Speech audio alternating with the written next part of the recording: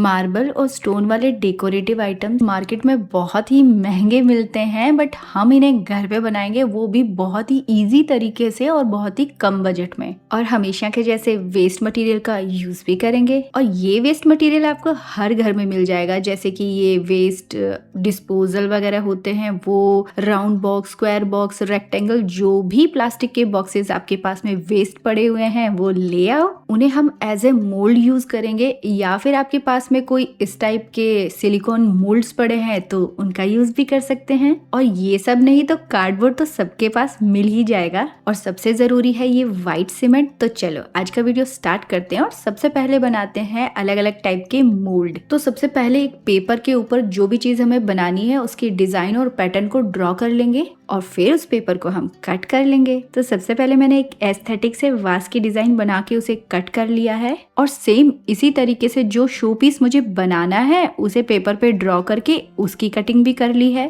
तो पेपर पे दोनों डिजाइन की कटिंग से रेडी है। चलो अब इनसे कार्डबोर्ड की कटिंग कर लेते हैं। तो वास की कटिंग हमारी हो चुकी है, साथ ही हम कुछ स्ट्रिप्स कट कर लेंगे। तो इन स्ट्रिप्स की जो चौड़ाई है वो मैंने 3 इंच रखी है और लंबाई हमें वास के अकॉर्डिंग ले लेनी है। और सेम इसी तरीके से जो शो पीस वाली पेपर की कटिंग की थी उससे कार्डबोर्ड कट कर लिया और साथ ही कुछ स्ट्रिप्स भी कट कर लेंगे। इन स्ट्रिप्स की जो विड्थ है वो मैंने 1 इंच रखी है। अब जैसे वीडियो में दिखा रही हूँ बिल्कुल उसी तरीके से हम इन कार्डबोर्ड स्ट्रिप्स को थोड़ा सा राउंड कर देंगे ताकि इन्हें पेस्ट करना इजी हो जाए। अब ग्लूगन से इन स्ट्रिप्स का हम यहाँ पेस्ट कर देंगे और एक बॉर्डर जैसा बना देंगे, तो बन जाएगा हमारा एक बहुत ही बढ़िया सा कार्डबोर्ड का मोल्ड। तो इसी तरीके से आप बहुत सारी डिजाइन्स बना सकते हो। जो भी चीज आपको पसंद हो उसी की ड्राइंग बनाओ, कट करो और कार्डबोर्ड पे रखकर फिर आप इसको इस टाइप से पेस्ट कर दो, तो बहुत ही बढ़िया से हमारे मोल्ड रेडी हो जाएंगे।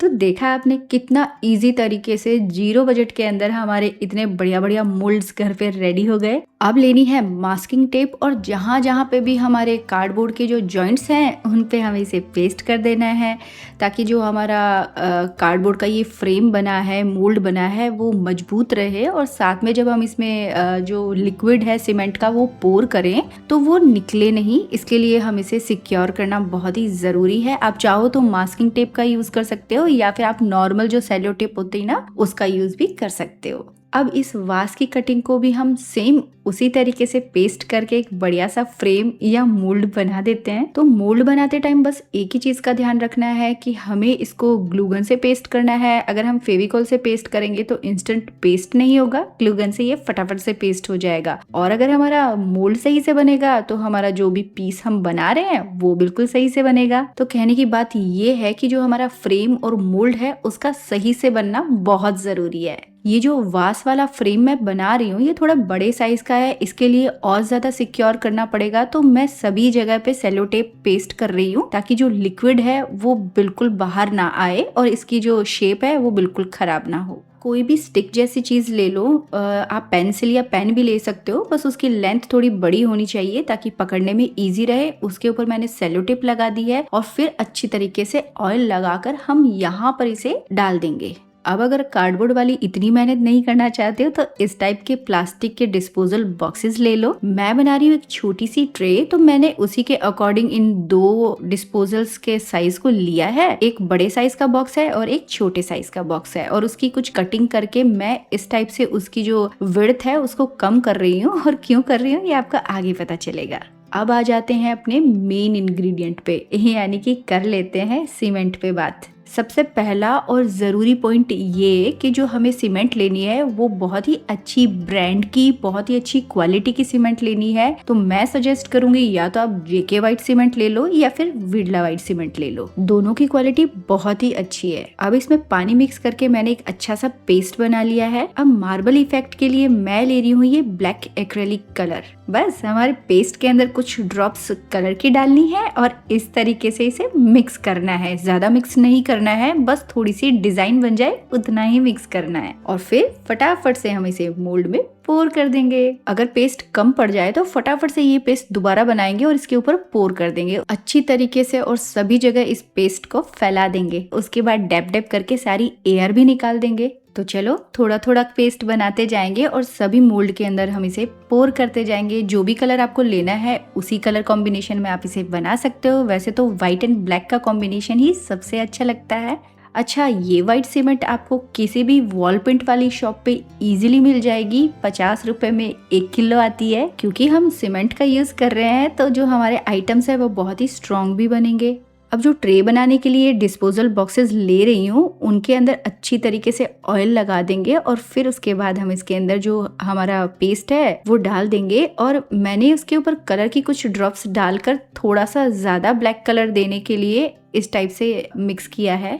अब जो छोटे वाला डिस्पोजल बॉक्स है जिसकी हमने कटिंग करके उसकी विड्थ को कम किया था उसको सेंटर में रखकर इस तरीके से प्रेस करके थोड़ा सा इस पे वेट रख देंगे ताकि जो बॉक्स है वो सीमेंट में फिक्स रहे, ऊपर की साइड में ना आ जाए। अब इसे ड्राई होने के लिए इसी तरीके से छोड़ देते हैं और ले आते हैं अपना सिलिकॉन मोल्ड और बनाते हैं टी कोस्टर। मोल्ड में ऑयल लगा देंगे ताकि हमारा मोल्ड खराब ना हो। मैंने तो इस सीमेंट के पेस्ट को मोल्ड में सीधा ही डालकर टी कोस्टर बना लिए। अगर आप इसे और ज्यादा मजबूत बनाना चाहते हो तो इसके अंदर आप छोटे छोटे से वायर्स डाल देना, तो जो ये टी कोस्टर्स है ना ये बहुत ज्यादा मजबूत बनेंगे। तो लो जी, सारे आइटम्स ड्राई हो चुके हैं। 12 घंटे इन्हें छोड़ दिया था, बढ़िया से ड्राई हो गए हैं। अब कर देते हैं सभी को डीमोल्ड। मुझसे तो वेट ही नहीं हो रहा था कब ये ड्राई हो और कब मैं इन्हें अच्छे से निकाल कर देखूं कि ये किस तरीके से लग रहे हैं। तो बहुत ही बढ़िया लग रहे हैं, बिल्कुल मार्बल के जैसे लग रहे हैं। मैंने पहले भी आप लोगों के साथ में एक वीडियो अपलोड करके आइडिया शेयर किया था जिसमें प्लास्टिक बॉटल को मैंने स्टोन लुक दिया था जो कि आपको बहुत ही पसंद आया था। उसमें मैंने वॉल पुट्टी का काम किया था, बहुत ही लाइट वेट बने थे। बट अभी जो बनाए हैं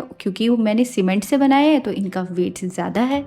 तो अगर आप भी वॉल पुट्टी से प्लास्टिक बॉटल का यूज करके स्टोन इफेक्ट वाले वास बनाना चाहते हो तो आई बटन पे आपको वीडियो का लिंक दिख रहा होगा, तो आप वहां जाकर इसे देख सकते हो और सीख सकते हो। जैसे जैसे मैं इन सभी को डीमोल्ड कर रही हूँ मुझे इतने अच्छे अच्छे आइडियाज आ रहे हैं। मेरा मन कर रहा है कि मैं इस टाइप के वीडियोस की एक सीरीज बनाऊं जिसमें हम सीमेंट का यूज करके या मार्बल इफेक्ट या स्टोन इफेक्ट से क्या क्या चीजें बना सकते हैं वो आइडियाज आप लोगों के साथ शेयर करूं।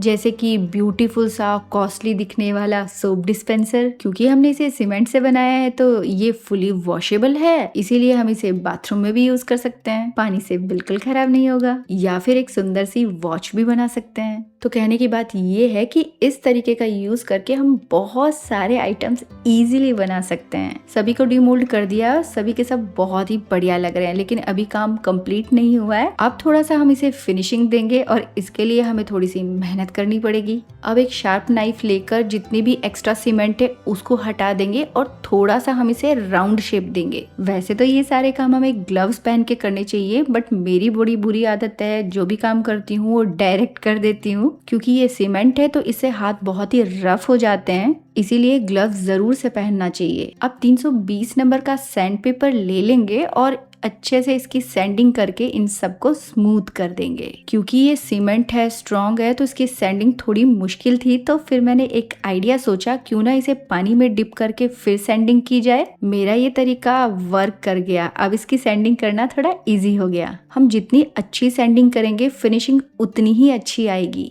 चलो एक ज़रूरी पॉइंट आप लोगों से शेयर करती हूँ। जब भी हम सीमेंट का काम करते हैं, वॉल पुट्टी का काम करते हैं, तो वो थोड़ा सा मैसी होता है। बार बार हमें अपने हैंड वॉश करने पड़ते हैं और साथ ही जिन भी चीज़ों का हम यूज़ कर रहे हैं पेस्ट बनाने के लिए उन्हें भी हमें वॉश करना पड़ता है। तो कभी भी हमें इसे डायरेक्ट वॉश बेसिन में या सिंक में वॉश नहीं करना चाहिए। इसके लिए मैं अपने पास में एक बकेट रखती हूँ जिसमें पानी डाल के रखती हूँ और फिर सभी चीज़ों को वहाँ वॉश करती रहती हूँ। और फिर थोड़े टाइम के बाद पानी जो है वो ऊपर रह जाएगा और सीमेंट जो है वो हैवी होती है वो नीचे बैठ जाएगी।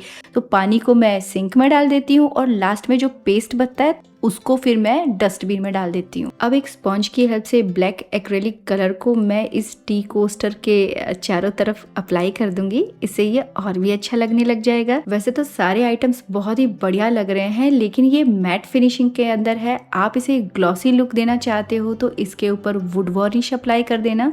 अगर आपके पास वार्निश है जो कि थिक हो चुकी है तो आप उसके अंदर थोड़ा सा थिनर मिक्स कर देना, उससे वो बिल्कुल सही कंसिस्टेंसी की हो जाएगी। साथ ही इस थिनर से आप जो पेंट ब्रश यूज़ कर रहे हो उसको वॉश कर लेना, और अगर हाथों पे वार्निश लग जाए तो उसको भी इसी थिनर से क्लीन करना पड़ता है। ये वार्निश बिल्कुल ऑयल पेंट के जैसे पानी और सोप से क्लीन नहीं होती। तो कैसा लगा आपको आज का ये आइडिया? आई होप आज का वीडियो पसंद आया होगा। पसंद आए तो वीडियो को लाइक शेयर कमेंट करना बिल्कुल मत भूलना। चैनल पे नए हो तो सब्सक्राइब कर लेना, नोटिफिकेशन बेल आइकन ज़रूर से प्रेस कर देना। तो फिर मिलूंगी ऐसे ही बढ़िया बढ़िया आइडियाज़ के साथ में अगले हफ्ते। तो लो जी, सारे आइटम्स रेडी हो चुके हैं और देख लेते हैं इनका final look. I watch you as you drive. Do you know I'm looking? And I can't help but smile. Do you know how much I love you? You put my favorite song on. I put my feet up. And we just sing along. And I can't help but feeling just loving